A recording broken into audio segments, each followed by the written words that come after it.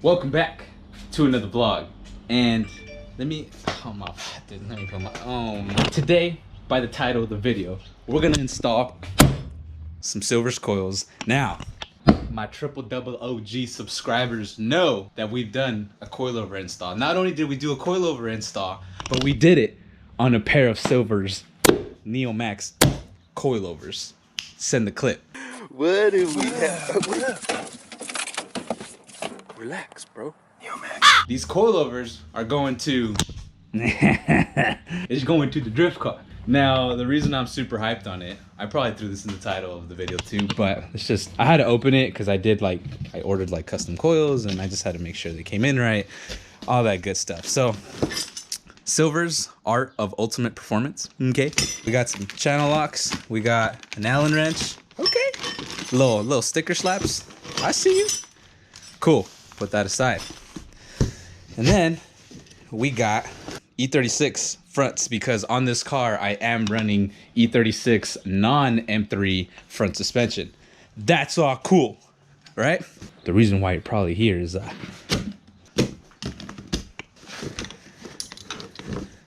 the rears, we opted out for a true coilover. You just look at it. Look at that. That's nice and shiny. So we're going true coilover the rears. I don't know how this is all gonna fit. I think, what is that? What is that? What is that? So if you guys remember in episode number that one time, I reinforced my rear arms and to get ready for these, because I wanted to go a true coil. And the reason I wanted to go, not only did I get a true coil, but I opted out for the extreme stance nation. It's because I wanted to dump the rear and have the front like a little higher, you know, so it kind of has like a drift stance kind of thing going on. So we'll see how that's gonna go. I'm reinforced. I run a strut bar in the trunk, so that should all be fine. So let's get to the install. So we got the car up on jack stands. I don't need to tell you how to do that. Normally, BMW lugs are what, 17? Okay, I'm not running that. I'm running like regular lug nuts with extended studs and all that, and so I'm a 19. But you have two 18s, one on each side of the coil, and then you got a nut and bolt that is also an 18. Take them off, get rid of it. Garbage, you don't need it. Trash. So I got this one out. Take it out, and then take that one out. They're just little short stubby johnnies. This probably is a familiar size for you. I'm just kidding. All right, and then we're gonna take off the top, get a wrench. Probably don't need a wrench. I'm gonna use a crescent wrench. I'm gonna stick my head in here. Your head is probably bigger than mine, but trust me, it fits. That is your bolt, and that is your nut. Now, your coilover, all you gotta do is kind of like push it, and then you have this little, I don't know if you can see that Johnny right there. That kind of is like a guide, and it's probably going to be wedged in there and stuck, but if you kind of hammer this enough, it'll separate, and then you kind of just do that, and now your coilover's free. Now we're going to take off the top hats. Now, aside from running the SLR angle kit, I'm also running SLR top hats. And so you're not going to probably have that. If you do, hit me up. You're kind of cool. But if you don't, it's fine. Boom. Boom. Boom, boom, boom. We need to remove this top hat, and then we're going to transfer it over to the other coil. I didn't have to remove my top hat. My top hat can stay, and all I have to do is take off the nut from the coil, and the coil can come off, and the top hat can come out. I messed up. I'll do it right on the other side, but if you run an SLR, you don't have to take the top hat off. Just leave the top hat, remove the center thing, pull your coil out, you're set. We have the Silvers coil, and we removed the top hat that came with it. We don't need it, right? Now, we tried to leave this thing on and just try to adapt it to the SLR kit, but we found out that once we put it on the SLR kit, the holes don't line up with the grooves on the plate. I'm gonna have to take off my preload adjustment. The camera, put the mic right there. No, the mic, put it right there, and then let's try to hear the clicks.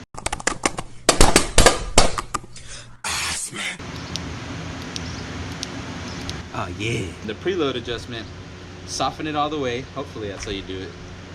pretty much we're gonna take off this, and then we're gonna loosen that. That wasn't tight at all. Oh, it's just, oh, okay. It's just like a little lock. I see. It makes sense. And then I don't know what to do. I'm gonna just remove the nut. I've already removed the preload off the spring so it doesn't shoot up in my face and kill me. Not that I would ever do that. That's stupid. Are you kidding me? Only dumb people do that. I totally did it with the other spring. The nut on this, it's a 21.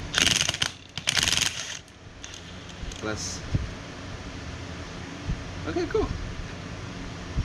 I know what I'm doing. We're good. And then we adapt SLR. I think that's it. And I just. Alright. I'm gonna just gun this back on. It's probably enough. Yeah. Maybe one more ooga dooga.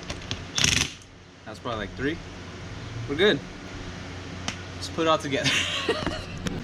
This contrast though, the black and silver on purple, on the gold. Yeah.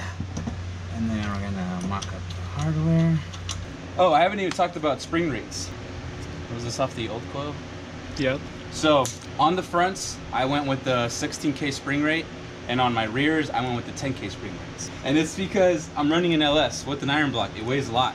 So I ended up going with the heavier spring rate, so it supports the front weight. And then in the rear, because I have a lot of torque squat, I wanted to go like 8K or something ridiculous, but I wanted the squat for more grip because it is a drift car. You know, it does 16K front, 10K rear. Now, preload. For me, rule of thumb, what I do is I soften all the preload up, go to the point where it's holding the spring in place. Now the spring doesn't move. I'm gonna probably do like 5 more turns and then just lock it in place. That's just the way I've always done it. That's the way my mom does it. That's how Dad did it. That's how America does it. And it's worked out pretty well so far. As far as the height goes, out of the box, they kind of like max out the load just so it fits in the box. So I'm probably gonna open it up and show like, I don't know, maybe 1.5 inches of threads, and then just have that as a starting point. And then when we drop the car, we'll see like where it's sitting at, and we'll go from there. I'm basing off the top of this locking collar. From the base, I'm measuring like 1 inch and 5/8, and that's pretty much a rough start. It's a-okay for now, and I'm gonna tighten the locking collar, and then just bolt everything on, and then rinse, repeat to the other side, and then we'll move on to the back. To take off the rear, super simple. 3 bolts. One down here, it is a 19, and then one inside your trunk. You probably have interior, which you're gonna have to rip it out and take off the 2 13s on the top hat. That's it. That shock comes out and the spring will come out. I'll show you guys how that looks like. You're gonna get this, bell stings, throw them away. They're garbage. All right, so there isn't much, well, there is a lot going on. So the fitment on the boot, can you see that? There you go. Look at that. That's crazy. And even if it did touch, I think because everything's smooth, the spring is smooth and all that, we'll be fine. I'll start noticing if my dust boot starts looking a little too shiny from the rubbing, and I'll have to, you know, I'll probably just put a zip tire on the boot and just make it, you know, compress it, and then we'll be set on that. So what I did is I set this 1 inch and a 1/16. It's like super dark, but trust. So this is set at 1 inch and 1/16. And the preload, same thing to the front. I just left it all the way loose up until it kind of locked it, and I did 5 turns, and that's the preload I'm gonna stay at. I'll measure from down here to up here, and then I'll match it to the other side so the preload stays the same. But I was worried about a couple things. The rear no longer hits. I ended up hammering really high, and I didn't have to. But yeah, nothing hits. It's been a couple days since the last clip you guys just saw, and after editing a little bit of this vlog, I realized, what am I doing? Why am I trying to keep this conservative? I bought these extreme low coils. I wanted to be low. Let's slam the car. So at the moment, conservative. If I drop it, it'll maybe, you know, like squat just a tiny bit. But I'm just gonna try to max out the low without adding any preload to the car, lower the car, and then see where it sits. I think that's just, it's just right. I have to do it. Another thing is, it's triple digits here where I'm at, and it kind of sucks. My garage is really hot, so I got fans going on. So if you hear a little bit of buzz in the background, Sorry, bruh. But we're gonna max out this low. This little conservative nonsense right here, none of that. We're slamming it to the floor. I'm gonna measure the preload, match it, drop this all the way, see where it sits. If I don't like it, I'm gonna add more preload, drop the spring lower, and we're gonna lower the coil by that much more. Well, it actually goes up, but regardless, we're closing this, max out the low. Something else I noticed is I think I have the preload set to like all the way, like aggressive stiff, hard. There you go. I think that's all the way soft. I hope so. We'll find out. But regardless, let's get rid of these threads right here. So to explain better visuals, from the bottom of the top hat, putting the tape measure, and I'm measuring from this bottom locking collar, not the top ring, this little line groove there, and I'm at 6.5. Y'all see it? Y'all see it? But I ended up putting the jack and I applied a little bit of pressure to the arm. I removed the 213 nuts off the top hat, and now look at all that. Bam. I'm gonna just hold it there and then just start spinning the top, and then we're gonna drop it like that. Simple as that. All right, now I'm gonna just jack it back up. I hope you guys can see that.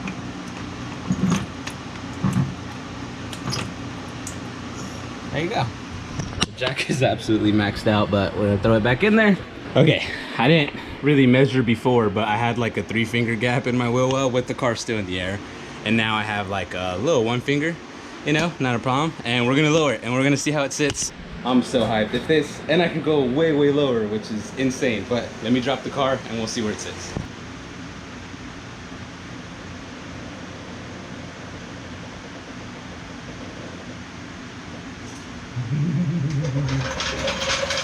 Yes! It needs to go lower than that, way lower. I want to tuck the full tire. Let me see. It's still gonna settle, but like a lot. Oh, I was right on the preload. It used to be super stiff, and now like the coils actually like have some spring on them, which is like super great. Man, it is super hot for me.